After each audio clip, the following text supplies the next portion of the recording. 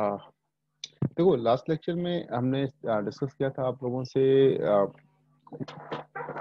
Regarding equations of pattern fix plate moving plate when jet striking at one and at centre, right. तो ये कुछ equations हमने आपसे discuss की हैं और उसी में थोड़ा सा हमें आगे मूव करना है आज, राइट। देखिए हम अब जितने भी इक्वेशंस हम लोग अभी तक पढ़े हैं उन सारी चीजों में क्या है कि कुछ चीजें इन्वॉल्व, जैसे कि हमारी जो भी वेलोसिटी इंटर कर रही है, फ्लूइड हमारा जिस वेलोसिटी से इंटर कर रहा है वो क्या है, tangential velocity, that is v1, ठीक है। v या v1 कहते हैं उसे हम लोग। और एक प्लेट की वेलोसिटी है जो कि जिसको हम कहते हैं जैसे u वेलोसिटी से हमारा प्लेट मूव कर रहा है, और इसकी वजह से एक रिलेटिव वेलोसिटी आ जाती है हमारे पास, ठीक है। क्योंकि प्लेट और बकेट हमारा दोनों ही सेम डायरेक्शन मूव कर रहा होता है, और कोई कंडीशन ऐसी हो सकती है जहां अपोजिट डायरेक्शन मूव कर रहा होगा। मैंने जो एक्स्ट्रा क्लासेस लिया है उसके रिगार्डिंग मैंने वीडियो भी अपलोड कर दिया था आप लोगों से। मैं देखा था कि कई लोगों ने क्लासेस नहीं भी ज्वाइन की हैं, तो उस केस में अगर आपने क्लास नहीं ज्वाइन की है तो आप लोग उसको देख लीजिएगा, अदरवाइज ये क्लास आपको समझ में नहीं आने वाली, ठीक है। तो मेरे हिसाब से कुछ से पहले आप लोगों ने जरूर देख लिया होगा, ठीक है, क्योंकि कुछ कुछ के लिए सिलेबस ही वही था, तो मैं उसके आगे मूव कर रहा हूँ। तो वहां पर V1 है, U1 है और VR1 है, ठीक है, आपको पता है ये चीजें। और क्या है जो हमारा, अगर हम कह रहे हैं कि टेंजेंशियली वन एंड पर हमारा जो फ्लूइड इंटर कर रहा है, जैसे ये केस होता था, है ना, जैसे ये केस है। अगर मैं आपसे कहूँ यहाँ पर कौन सी वेलोसिटी है, तो ये v वेलोसिटी कहते थे आप लोग, है ना। और क्या हो गया, चूंकि एंगल पर है तो यहाँ थीटा भी रहेगा, तो इसे हम लोग v cos थीटा कहते थे, है ना। इसे हम लोग v sin थीटा कहते थे, है ना, this is v sin theta, okay, है ना। तो v sin थीटा और v cos थीटा हमारे पास मिल जाता था। एंड चूंकि ये प्लेट की जो वेलोसिटी है वो u है, इसलिए हमारा क्या कहते थे हम लोग यहाँ पर वेलोसिटी को क्या लेते थे, that is v minus u ले लेते, ठीक है। तो कुछ इस तरह के डायग्राम्स हम लोगों ने स्टडी किया था अभी तक। अब हम क्या स्टडी करेंगे, हम करेंगे वेलोसिटी ट्रायंगल्स को। क्यों स्टडी करते हैं, क्योंकि एक्चुअल में यहाँ पर जो हम वेलोसिटी को रिप्रेजेंट कर सकते हैं वो क्या रिप्रेजेंट कर सकते हैं, यहाँ पर जो वेलोसिटी है वो क्या क्या वेलोसिटीज हैं, टेंजेंशियल वेलोसिटी भी है, वेलोसिटी ऑफ बकेट भी है, रिलेटिव वेलोसिटी भी है, हॉरिजॉन्टल कंपोनेंट भी है, वर्टिकल कंपोनेंट भी है। तो इतनी सारी चीजें जब इन्वॉल्व हैं तो क्या हम लोग किसी तरह उसको रिप्रेजेंट कर सकते हैं। तो जब वो रिप्रेजेंटेशन का तरीका होता है तो उसे कहते हैं हम लोग वेलोसिटी ट्रायंगल्स। तो आगे जो भी हम लोग न्यूमेरिकल सॉल्व करेंगे, जो भी पढ़ेंगे, वो वेलोसिटी ट्रायंगल्स के रूप में ही पढ़ेंगे, ठीक है। तो ये लेक्चर आपके लिए बड़ा इंपॉर्टेंट होने वाला है, क्योंकि अगर ये आपको समझ में आ गया तो आप आसानी से समझ पाओगे कि वेलोसिटी ट्रायंगल्स कैसे ड्रॉ करते हैं, और आगे के जितने भी लेक्चर्स होंगे वो सारे वेलोसिटी ट्रायंगल पर ही बेस्ड होंगे, ठीक है। लुक एट हियर, हम वेलोसिटी ट्रायंगल्स को कैसे ड्रॉ करते हैं।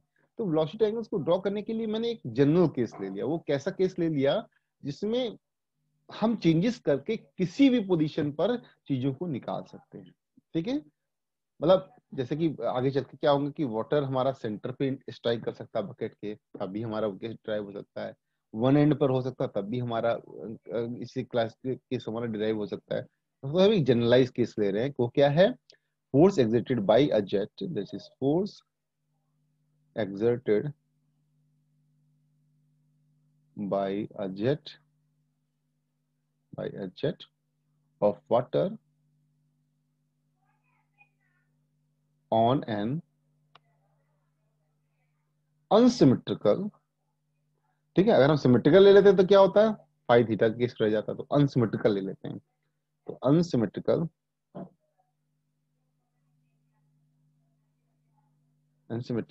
Moving curved plate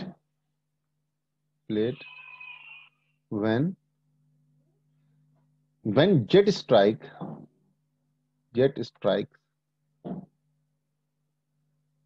at one of the tips, किसी एक एंड पर, ये हमारी हेडिंग है आज की, किसी एक एंड पर हमारा वाटर क्या करे, स्ट्राइक करे, ठीक है। तो हम क्या करेंगे, यहाँ पर एक हम लोग इस तरह का एक एक जेट एक बकेट ले लेंगे, जो कि अनसिमेट्रिकल होगी। लुक एट दिस, यहाँ पर क्या करेंगे हम लोग, इनलेट पर कुछ वेलोसिटीज ले लेंगे। कौन कौन सी वेलोसिटी हमारे पास है? Tangential velocity. पहली कौन सी वेलोसिटी है? Tangential velocity. तो टेंजेंशियल वेलोसिटी को हम कैसे ड्रॉ करेंगे? ऐसे, ठीक है। ये वाली है, ये कुछ v1 वेलोसिटी से इंटर कर रहा है फ्लूइड वाला, ठीक है। v1 और 1 और 2 क्यों ले रहे हैं? क्योंकि हम 1 मान ले रहे हैं इनलेट पर और 2 मान ले रहे हैं एग्जिट पर। It may be same, it may be different.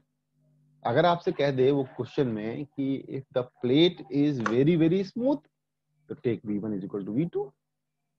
If plate is not smooth, then v1 is not equal to v2। Basically v1 और v2 को नहीं, हम लोग vr1 vr2 को कहेंगे, क्योंकि एक्चुअल में यहाँ पर रिलेटिव वेलोसिटी से फ्लूइड इंटर कर रहा है और रिलेटिव वेलोसिटी से फ्लूइड बाहर निकल रहा है।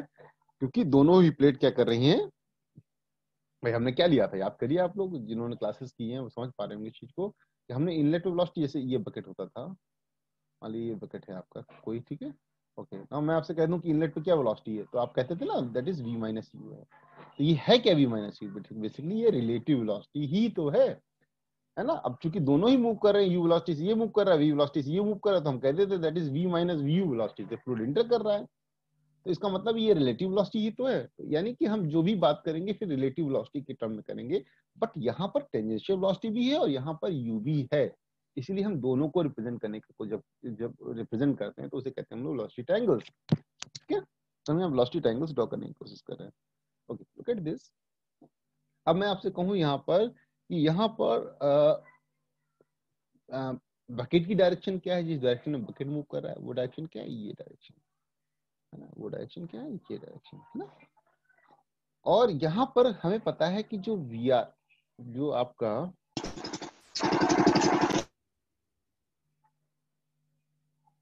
जो यहाँ पर जो यहाँ पर वी आर वन है वो v माइनस यू है ना। क्योंकि हमारा जो प्लेट है वो इस डायरेक्शन मूव कर रहा है, u डायरेक्शन में। और v क्या है आपका? ये टेंजेंशियली इंटर कर रहा है v1, ठीक है। तो हम कह सकते हैं v1 माइनस यू वन कह सकते हैं इसे vr1, है ना। तो vr1 is what? v1 minus u1 हम इसे कह सकते हैं that is v1 is equal to what? vr1 plus u1, है ना। तो इसका मतलब क्या दिख रहा है कि v1 जो है, जैसे हम एक ट्रायंगल बनाते हैं ना, जैसे ये ट्रायंगल बना लेते हैं, तो आपको क्या पता चलता है कि this is equal to this plus this, ऐसा करते हैं ना। इसका स्क्वायर इज इक्वल टू इसका स्क्वायर प्लस इसका स्क्वायर, ऐसे करते हैं ना। इसका मतलब ये हाइपोटेन्यूज कहलाता है और ये इसका दोनों का समीशन होता है। कुछ इस तरह का रिप्रेजेंटेशन आता है ना। यहाँ पर क्या दिख रहा है कि v1 बेसिकली vr1 और u1 का क्या है? समीशन है। तो हम इस ट्रायंगल को ऐसे ड्रॉ कर सकते हैं, ठीक है। ये क्या हो जाएगा? This is vr। आपको क्या नजर आ रहा है कि ये बेसिकली इसका समीशन है ना। तो क्लियर हो रहा है। ओके, तो इसको मैं वी आर वन लिख देता हूँ, वी आर वन लिख देता हूँ। ऑलराइट, तो अब आपको देखो v1 और u1 और vr1 तीनों आ गए आपके पास, ठीक है। ये इनलेट पे हम वन मतलब इनलेट पे हम डिस्कस करना चाह रहे हैं इसको। तो अब इसके बाद क्या मिलेगा हमको? अब हमको क्या मिलता है, जैसे हम लोग ये इसको हम एक एंगल पर जब इंटर कराते थे, थीटा मान लिया हो गया, this is v minus you, आपसे कह दिया जाए, है ना। तो v माइनस यू से तो इंटर कर रहा है, लेकिन एक्चुअल में यहाँ पर वेलोसिटी क्या है? v ही तो है। एक्चुअल में जो फ्लूइड की वेलोसिटी वो तो v है। हम इसे कहते थे क्या? याद करिए, जो पहले केसेस थे, फिक्स केसेस थे, दिस इज v अगर है हमारा है तो ये v cos थीटा हो जाता था और ये हमारा v sin थीटा हो जाता था ना। ये होता था यहाँ पर। इसका मतलब क्या है कि ये जो v1 है, इससे फ्लूइड जब इंटर कर रहा है तो इसका एक हॉरिजॉन्टल कंपोनेंट, इसका एक वर्टिकल कंपोनेंट हो सकता है। तो इसका हॉरिजॉन्टल कंपोनेंट क्या होगा? हम एक क्या करेंगे, इस तरह की लाइन खींच देंगे, दिस लाइन। यहाँ थोड़ा सा vr1 को और सही बना देते हैं, छुप जा रहा है। नाउ इसको मैं दूसरे कलर से कर देता हूँ बट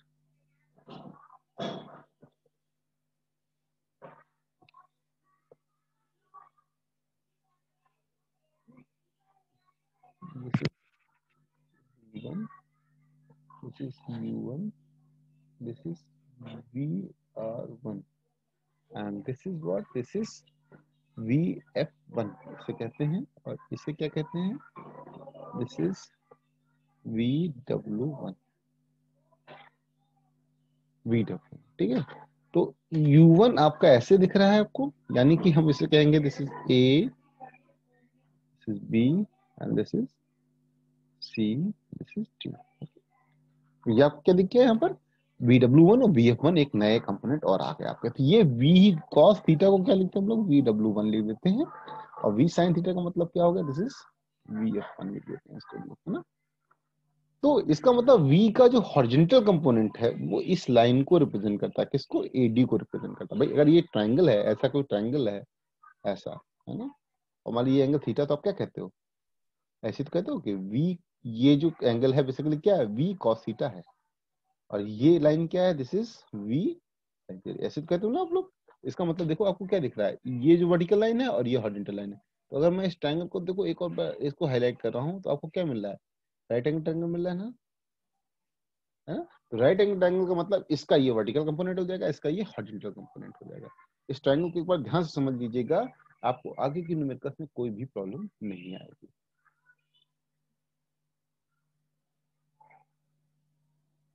क्योंकि आगे जितनी भी फ्लूइड मशीनरी है, या यूनिट 4 एंड यूनिट 5 जो हम पढ़ रहे हैं इसमें, यूनिट 4 पढ़ रहे हैं इसमें, ठीक है। यूनिट 3 को मैंने इसमें थोड़ा सा छोड़ा हुआ है।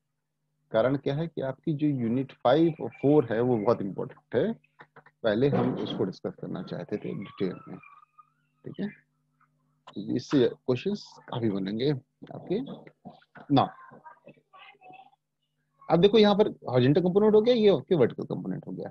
तो VW1 इसे कहते हैं। अब देखो यहाँ पर एंगल कौन कौन से, इसे हम लोग कहते हैं दिस इज अल्फा एंगल, इसे हम लोग कहते हैं, ये जो एंगल है दिस इज थीटा एंगल, इसे हम लोग थीटा कहते हैं। थीटा लिखने की जगह नहीं यहाँ पर है, मतलब हम इसको एरो बना देते हैं, this is theta.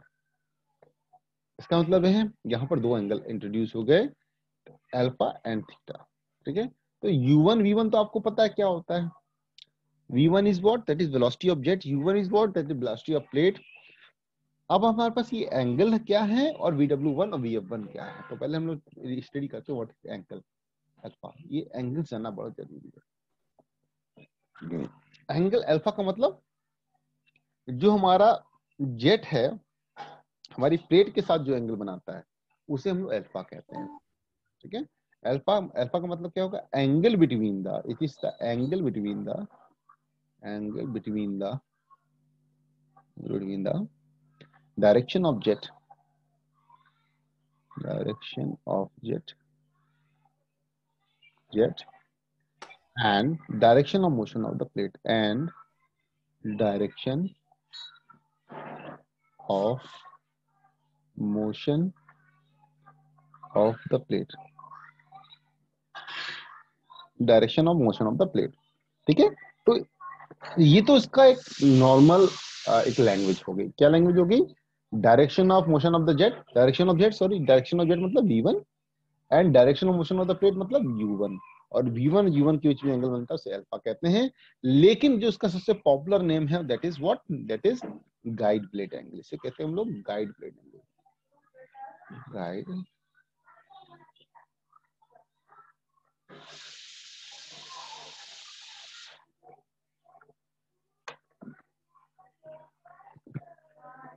Guide plate angle, ठीक है, इसे हम लोग गाइड प्लेट एंगल कहते हैं। अगर किसी क्वेश्चन में गाइड प्लेट एंगल दिया है इसका मतलब वो अल्फा दिया गया है, ये आपको याद रखना है, ठीक है। और कैसे याद रख सकते हैं हम लोग, गाइड ब्लेड एंगल, यानी ब्लेड के द्वारा जो फ्लूइड को गाइड किया गया है जिस एंगल पर, उसको हम लोग गाइड ब्लेड एंगल कहते हैं, ठीक है। तो यहाँ पर क्या दिख रहा है, जैसे ब्लेड पे पढ़ा, ब्लेड पे पढ़ते ही रिलेटिव वेलोसिटी को कॉन्सेप्ट आ जाता है ना। तो रिलेटिव वेलोसिटी के साथ जो एंगल बनता है फ्लूइड जब हमारा इंटर करता है बकेट पर, तो वो गाइड ब्लेड एंगल कहलाता है। दूसरा एंगल हमारे पास क्या है, दिस इज बीटा। अब बीटा नहीं, अभी बीटा तो आउटलेट पे हो जाएगा, मतलब अल्फा अगर इनलेट पर है, दिस इज एट इनलेट, ये कहां पर है, that is of the plate at inlet, eight inlet, है ना। और मैं ऐसे बीटा कह देता हूं तो इसका मतलब ये आउटलेट पे हो जाएगा, बीटा कहां पर होगा, आउटलेट पर होगा। अभी मैं आउटलेट पे बनाऊंगा ट्राइंगल्स को, ठीक है। सिमिलरली अगर मैं कहूं कि व्हाट इज थीटा, थीटा क्या होगा, तो थीटा आप देख रहे हैं क्या कि रिलेटिव वेलोसिटी जो एंगल बना रही है ना, किससे? Direction of motion of the plate से, वो आपका कहलाता है, this is theta. Theta is what? That is angle made by, this is angle made by, angle made by relative velocity, relative velocity, velocity, velocity, and angle made by the relative velocity with the direction of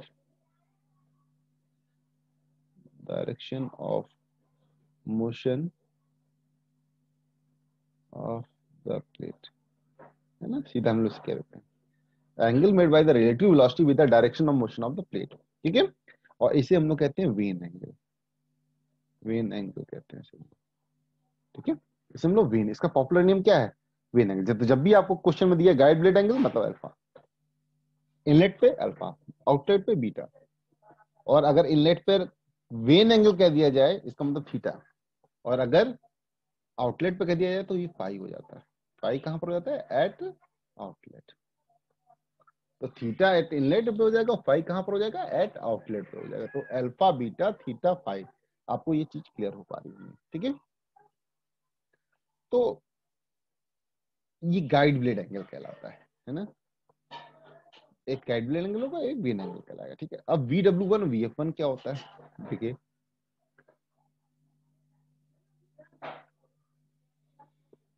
VW1 होता है, देखो आपको क्या दिख रहा है? VW1 is the horizontal component. ये क्या है? Horizontal component.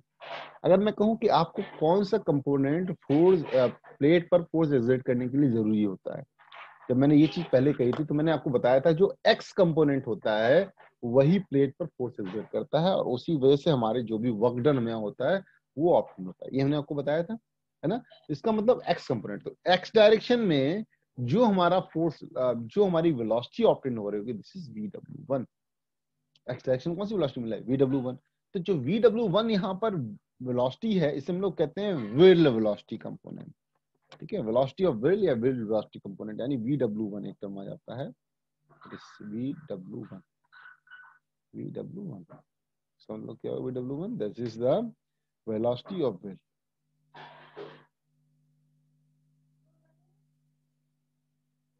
हैंग कर गया है, इसे वेलोसिटी ऑफ व्हील कहते हैं. मैंने अगला पेज मूव करने के लिए लगाया हुआ है लेकिन मूव भी नहीं कर रहा है ये. नेक्स्ट पेज, इसे वेलोसिटी ऑफ व्हील कहते हैं. That is velocity,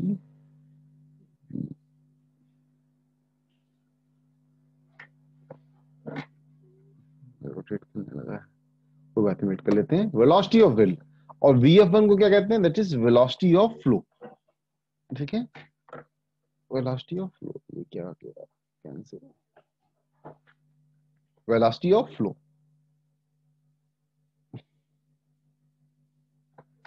not responding. Velocity of flow. अब वेलोसिटी ऑफ फ्लो क्या करेगा? वेलोसिटी ऑफ फ्लो होगा, इसको क्या हो गया?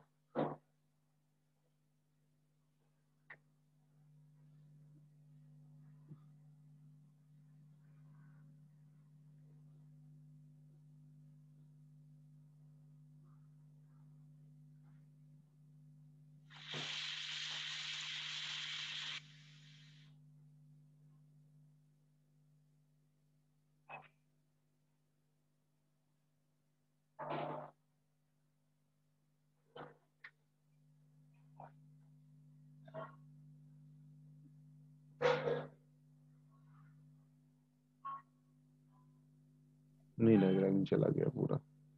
कोई बात नहीं, आप वो डायग्राम समझ चुके थे, मैं फिर से जल्दी से ड्रॉ कर देता हूँ डायग्राम को.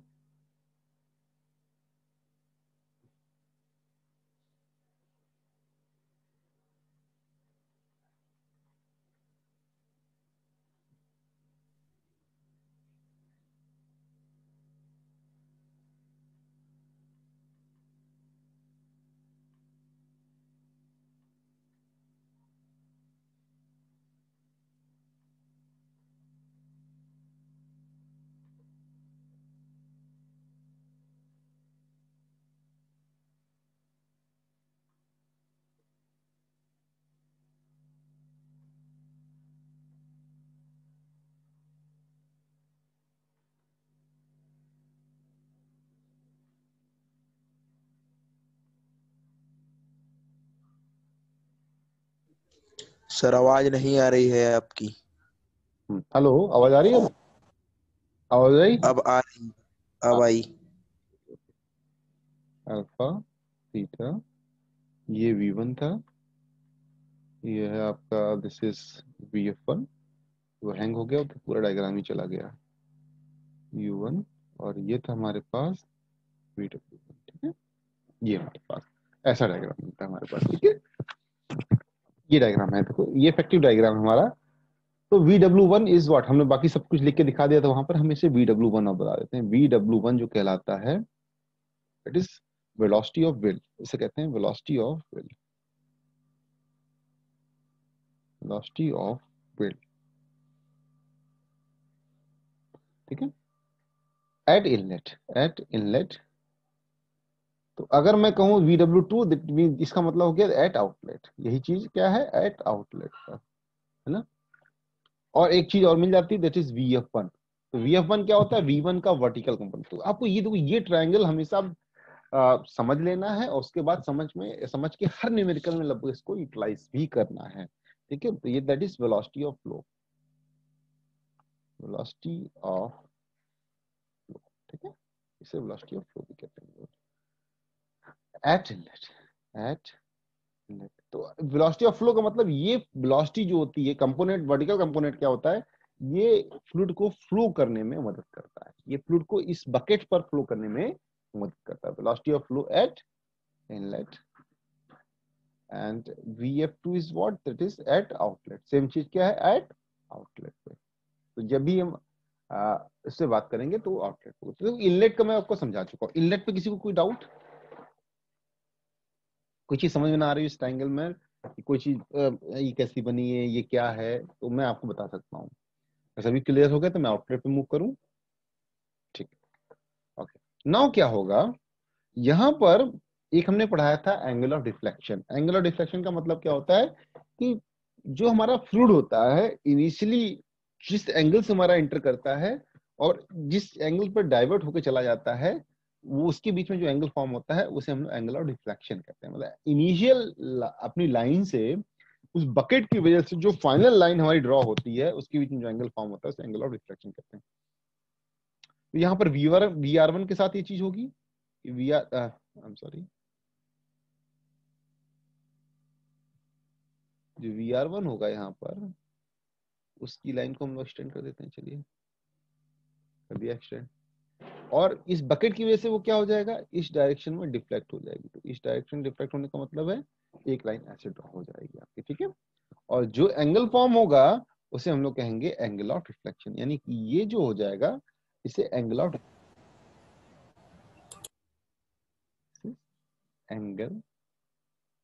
डिफ्लेक्शन। तो अगर कहीं क्वेश्चन में दे दिया जाता है angle of deflection is this much, इसका मतलब आपको ये एंगल को रीड कर लेना है। ठीक है, तो अब देखिए क्या हो जाएगा। अब हम बनाते हैं फाइंड इधर एग्जिट पर वेलोसिटी कंपोनेंट्स को। एग्जिट पे जो वेलोसिटी कंपोनेंट बनता है वो ऐसे बनता है।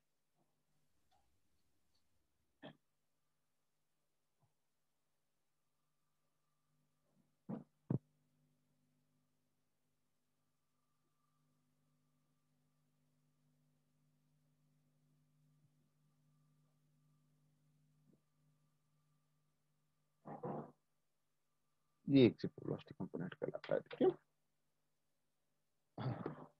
ये कहलाता है, this is what, this is VR2। ठीक है, ये क्या कहलाता है, this is what, that is V2। अब यहाँ पर भी V2 के हॉरिजॉन्टल वर्टिकल कंपोनेंट बन जाते हैं। इसे कहते हैं हम लोग बीटा एंगल, इसे कहते हैं हम लोग फाई एंगल। और ये हो जाता है हमारा VF1, और ये क्या हो जाता है, दिस इज VW1। और ये जो पूरा हो जाता है, दिस इज U2। ये इसे U2 कहते हैं। ठीक है,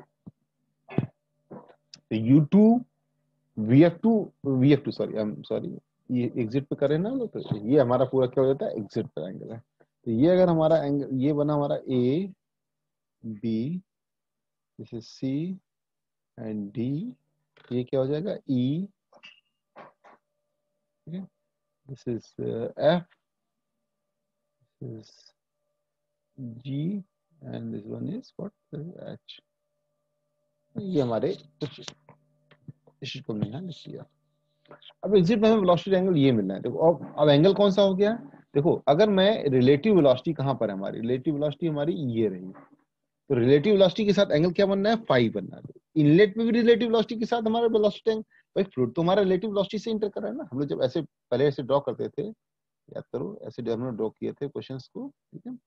तो वहां पर हम लोग क्या दिया था, हम लोगों ने ये VR1 दिया था, और ये VR1 के साथ सॉरी V माइनस यू कहा था, V माइनस यू कहा था, और इधर से क्या हुआ था हमारे पास, V माइनस यू एग्जिट पे किया था, और हमने बताया था कि ये जो एंगल होता है this is angle of deflection, यही कहा था हम लोगों ने, एंगल ऑफ डिफ्लेक्शन, ठीक है, ये हमने कहा था। तो इसका मतलब है कि ये जो एंगल होगा वो अनसिमेट्रिकल के लिए सिमेट्रिकल के लिए अलग अलग हो जाता था, है ना, और जो बॉडी आपकी सिमेट्रिकल है उसके लिए सेम रहता था। ये चीज हम पहले पढ़ चुके हैं, ठीक है। और इसको मैं इसी को मैंने यहाँ पर ड्रॉ करने की कोशिश की है। तो अगर मैं इसको यहाँ पर ड्रॉ करूँ तो ये क्या हो जाएगा, एक लाइन हॉरिजॉन्टल खींच लेते हैं, और यहाँ से ये जो एंगल बनेगा, इसके जो हॉरिजॉन्टल के साथ ये एंगल बनाएगा, अगर ये थीटा है तो ये भी आपको क्या हो जाएगा, दिस इज थीटा। और अगर ये फाई है, ये फाई है, तो ये एंगल भी क्या हो जाएगा, दिस इज फाई। इसका मतलब एंगल ऑफ डिफ्लेक्शन क्या हो जाएगा, angle of deflection is what, angle of deflection, angle of deflection, angle of deflection is what, that is 180 minus 180 minus theta plus five, ये एंगल ऑफ डिफ्लेक्शन की value हो जाएगी, ठीक है। तो यहाँ पर 180 माइनस थीटा प्लस फाइव के बराबर एंगल ऑफ डिफ्लेक्शन हो जाएगा। अभी डिपेंड करेगा कि सिमेट्रिकल के अनसिमेट्रिकल है आपका, ठीक है, उस हिसाब से आप चीज को डिटरमाइन कर लीजिए। चैट बॉक्स में सभी लोग अटेंडेंस डाल दिए,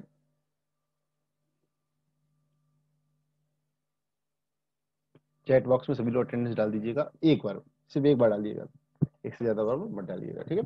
अब हम देखो एग्जिट पे समझते हैं कैसे बनता है वेलोसिटी एंगल। अब देखो एग्जिट पे क्या हो रहा है कि बकेट तो हमारा इस डायरेक्शन में जा रहा है, ठीक है, और जेट हमारा किस डायरेक्शन में जा रहा है, देखो इस डायरेक्शन में जा रहा है, जेट की डायरेक्शन क्या है, इस डायरेक्शन में जा रहा है, क्योंकि जब इस बकेट पे पड़ेगा तो ऐसे डिफ्लेक्ट कर जाएगा। हमने बताया था कि कर्व के लिए एफिशिएंसी मैक्सिमम आ रही थी, तो कर्व को ही मैंने यूज किया। तो कर्व यूज करने का मतलब क्या है कि जो जेट होगा वो अपोजिट डायरेक्शन में चला जाएगा। अगर जेट हमारा अपोजिट डायरेक्शन में चला जा रहा है, किसके, जिस डायरेक्शन में हमारा बकेट मूव कर रहा है उसके अपोजिट डायरेक्शन में चला जा रहा है। तो कहीं ऐसी कंडीशन हो जा रही है कि जहां पर कोई दो चीजें अपनी अपोजिट डायरेक्शन में मूव करते हैं, तो रिलेटिव वेलोसिटी क्या हो जाती है बताओ, अगर दो चीजें अपोजिट डायरेक्शन में मूव कर रही हैं, what will be the relative velocity.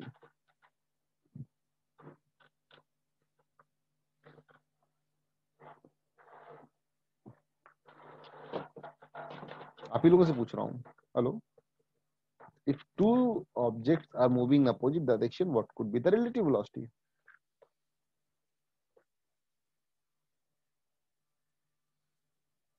Hello, hello, V minus U. It's v minus u, no, it's v plus u. Sir VA minus VB। नहीं, अगर मैं कहूं कि if two things are moving opposite same direction, if same direction that is v minus VA plus VB हो जाएगा sir तब तो, same direction में सेम डायरेक्शन में कोई मूव कर रहा है तो इसका मतलब क्या हो जाएगा, अगर यहाँ पर प्लस हो जाएगा। That is v plus VA plus VB sir कर दीजिए, दो ऑब्जेक्ट अलग अलग हैं सर। हाँ हाँ, तो हम क्या कर देते हैं यहाँ पर कि r1 is equal to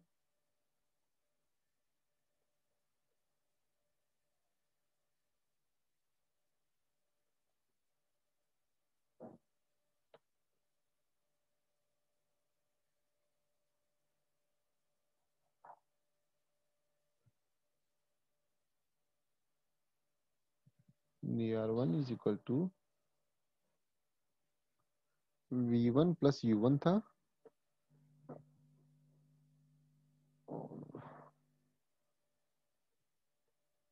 no,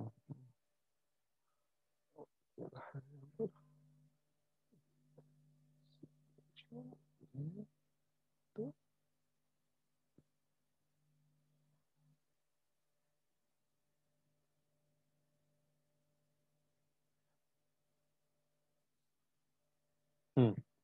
तो देखो यहाँ पर क्या चीज थी, दोनों चीज सेम डायरेक्शन मूव कर रही थी। तो VR1 इक्वल टू क्या होता है, सेम डायरेक्शन मूव करने पर V1 माइनस U1 हो जाता है। और कोई चीज दोनों अपोजिट डायरेक्शन मूव कर रही होती है तो क्या होता है, VR2 से कहते हैं हम लोग। यहाँ पर VR2 कह रहे हैं एग्जिट पर, तो V1 प्लस U1 हो जाएगा। दोनों में अंतर आ जाएगा ना। अगर कोई चीज अपोजिट डायरेक्शन में बढ़ी तो रिलेटिव वेलोसिटी क्या होती है, ऐड हो जाती है। और अगर कोई चीज सेम डायरेक्शन मूव कर रही है तो रिलेटिव वेलोसिटी क्या होती है, सब्ट्रैक्ट हो जाती है। ठीक है, तो यहाँ पर हमने VR1 के लिए जो ड्रॉ किया था, तो VR1 के केस में क्या दिख रहा है आपको कि जो जेट है वो उसी डायरेक्शन, जैसे प्लेट की डायरेक्शन ये है और जेट की डायरेक्शन ये है, तो दोनों सेम डायरेक्शन मूव कर रही ना। बट यहाँ पर एग्जिट क्या दिख रहा है आपको कि जेट बकेट की डायरेक्शन तो ये है, लेकिन डिफ्लेक्ट होकर जेट किधर चला जा रहा है, इधर को चला जा रहा है। तो कैसे कैसे लेंगे इस चीज को, दोनों अपोजिट डायरेक्शन में मूव कर रही है। तो इसका मतलब VR2 जो होगा वो V1 प्लस U1 के बराबर हो जाएगा। राइट, तो अगर ऐसा है तो आप इस चीज को समझिएगा यहाँ पर कि VR2 क्या है, VR2 में V1 और U1 क्या है, ऐड हो रहा है। इसका मतलब ये हाइपोटेनियस की तरह काम करेगा, किसका, V1 और U1 का। तो ट्राइंगल अगर ड्रॉ करना हो तो कैसे ड्रॉ करेंगे, VR2 एक हाइपोटेनियस की तरह वर्क करेगा। ये देखो यहाँ पर एक हाइपोटेनियस की तरह वर्क कर रहा है, किसके लिए, VR V2 के लिए और U2 के लिए। ये आपका क्या है, ये आपकी U2 कंपोनेंट है। ये direction of jet velocity, direction of jet को रिप्रेजेंट कर रहा है ना, डायरेक्शन ऑफ बकेट को रिप्रेजेंट कर रहा है ना, ये वाली लाइन।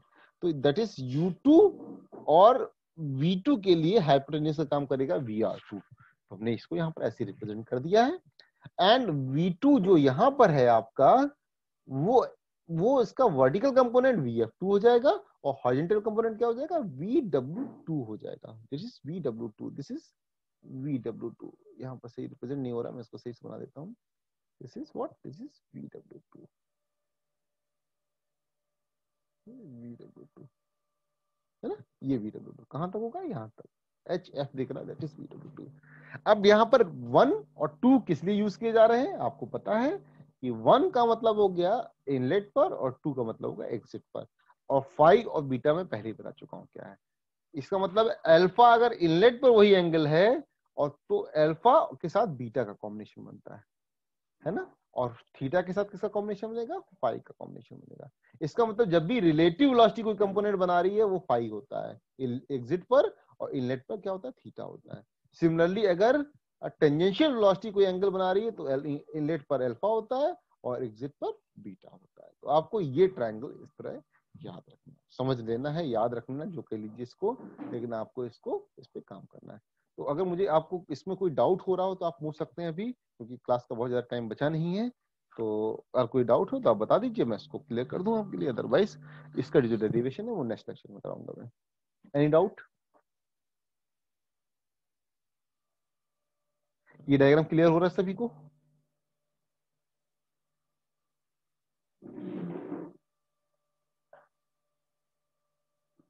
ठीक है ना। तो अब देखो यहाँ पर क्या होगा कि जो हमारा जेट है वो टेंजेंशियली वन एंड पर इंटर कर रहा है, टेंजेंशियली वन एंड पर इंटर कर रहा है। ठीक है, तो अगर टेंजेंशियली का मतलब समझ रहे हो ना आप लोग, जैसे आप लोग कहते हो टेंजेंशियली मतलब क्या है, जैसे ये है, this is tangential, this is tangential है ना। तो यहाँ पर मान लिया कि ये कर प्लेट, मान लिया ये कर प्लेट है यहाँ पर, तो इस पर टेंजेंशियली ऐसी तो इंटर करेगी कोई चीज है ना। टेंजेंशियल मतलब क्या होता है, अगर मैं इसके परपेंडिकुलर कोई चीज ड्रॉ कर दूं, दिस इज टेंजेंशियल।